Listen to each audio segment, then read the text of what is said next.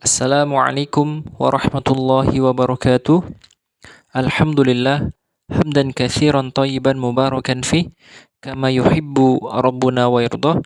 Asyhadu an la ilaha illallah wahdahu la syarikalah wa asyhadu anna Muhammadan abduhu wa rasuluh.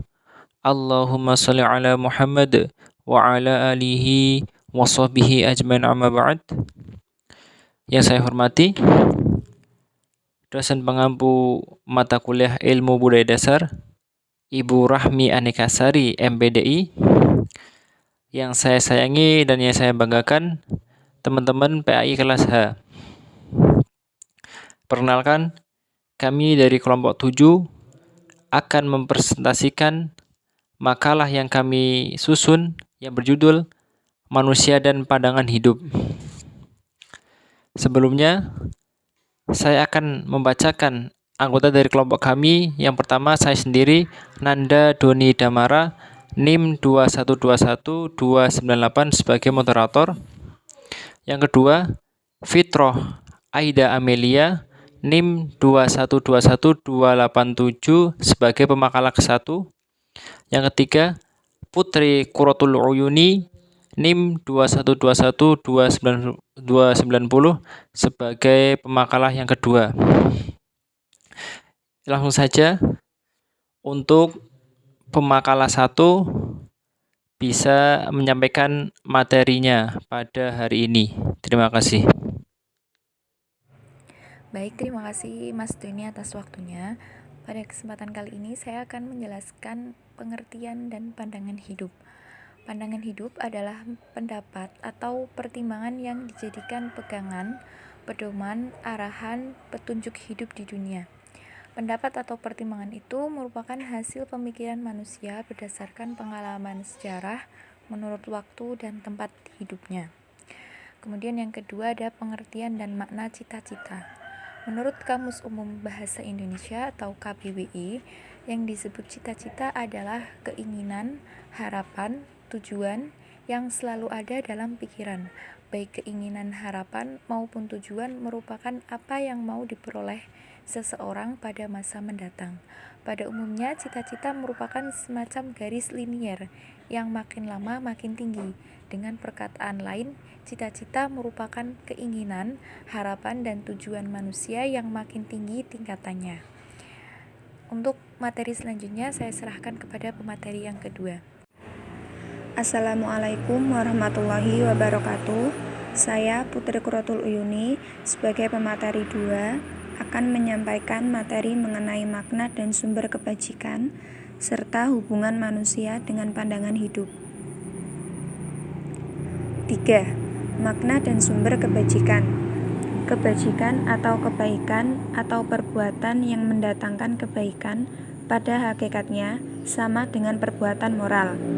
Perbuatan yang sesuai dengan norma-norma agama dan etika. Sebagai manusia, ia dapat menentukan sendiri mana yang baik, mana yang buruk. Untuk menimbang dan menentukan baik atau buruk perbuatan, maka faktor-faktor yang menentukan tingkah laku seseorang adalah A. Faktor pembawaan atau hereditas, B. Faktor lingkungan atau environment, C. Faktor pengalaman yang khas. Kemudian yang keempat, hubungan manusia dengan pandangan hidup. Menurut Drijako, SC, pandangan hidup merupakan keseluruhan garis dan kecenderungan jalan-jalan dan nilai-nilai yang akan dicapai untuk landasan semua dimensi kehidupan. Dengan demikian, bahwa pandangan hidup merupakan masalah yang bersifat dasar bagi manusia. Sayangnya, manusia tidak memahami dan menyadarinya, sehingga banyak orang yang memeluk sesuatu agama semata-mata atau sadar keturunan. Baik, terima kasih kepada pemakalah 1 dan pemakalah 2 yang sudah menyampaikan materi pada hari ini. Untuk kesimpulan materi pada hari ini yaitu pandangan hidup artinya pendapat atau pertimbangan yang dijadikan pegangan, pedoman, arahan, petunjuk hidup di dunia. Yang disebut Cita-cita adalah keinginan, harapan, tujuan yang selalu ada dalam pikiran. Baik keinginan, harapan, maupun tujuan merupakan apa yang mau diperoleh seorang pada masa mendatang. Kebajikan atau kebaikan atau perbuatan yang mendatangkan kebaikan, maka hakikatnya sama dengan perbuatan moral, perbuatan yang sesuai dengan norma-norma agama dan etika. Faktor-faktor yang menentukan tingkah laku seorang adalah: yang pertama, faktor pembawaan. Yang kedua, faktor lingkungan. Yang ketiga, faktor pengalaman yang khas. Pandangan hidup merupakan masalah yang asasi bagi manusia. Sayangnya, manusia tidak memahami dan menyadarinya, sehingga banyak orang yang memeluk sesuatu agama semata-mata atau sadar keturunan. Mungkin ini yang dapat kami sampaikan dari kelompok kami mengenai materi hari ini. Kurang lebihnya mohon maaf. Nun wal qalami wa ma yasturun fastabiqul khairat. Wassalamualaikum warahmatullahi wabarakatuh.